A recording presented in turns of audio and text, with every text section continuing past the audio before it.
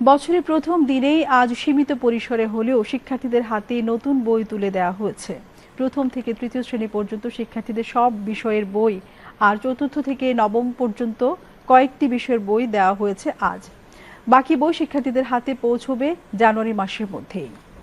জুলাই বিপ্লবের পর এবার ১.৫ দশক পরে প্রথমবারের মতো প্রায় ৪০ কোটি পাঠ্য বই দেশেই ছাপা হচ্ছে।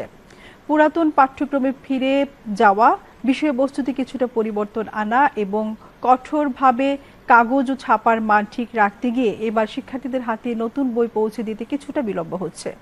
বিস্তারিত সীমা শারবিনের প্রতিবেদনে। এবছর ঘটা করে বই উৎসব না হলেও রাজধানী সহ সারা দেশের স্কুলগুলোতে স্বল্প পরিসরে চলছে বই বিতরণ। বছরের প্রথম দিনে প্রথম থেকে তৃতীয় শ্রেণীর সব বই শিক্ষার্থীরা পেলেও চতুর্থ থেকে দশম শ্রেণীর শিক্ষার্থীদের ৩টি বিষয়ে বই বিতরণ করা হয়।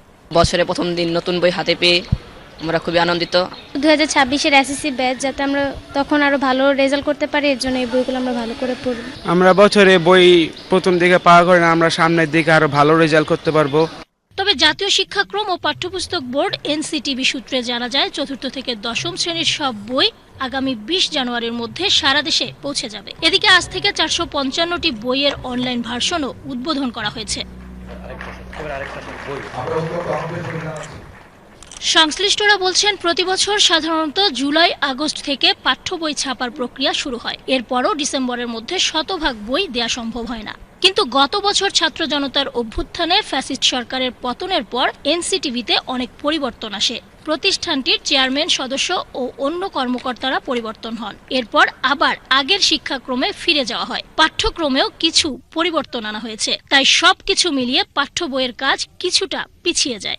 আমরা পর্যবেক্ষণ করছি এবার কারা কারা আমাদেরকে সহযোগিতা করেছেন এবং কারা কারা আমাদের জন্য প্রতিবন্ধকতা তৈরি করেছেন। আমরা সেটা পরবর্তীতে মূল্যায়ন করে দেখব এবং পরবর্তী বছর যেই ক্ষমতায় থাকুক তাদের কাছে এই তথ্যগুলো দিয়ে যাব। বই ছাপা হলেও মান উত্তীর্ণ না হওয়ায় গ্রহণ করা হয়নি কয়েক লাখ বই। ১৫ বছর পর প্রায় ৪০ কোটি কপি পাঠ্য বইয়ের পুরোটাই ছাপা হচ্ছে দেশে।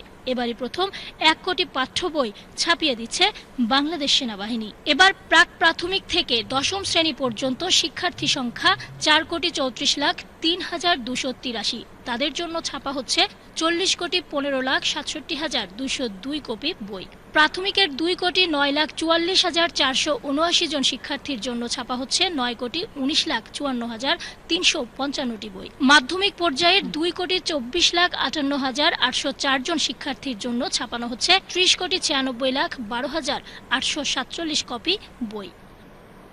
সীমা শারমিন, বিটিভি নিউজ।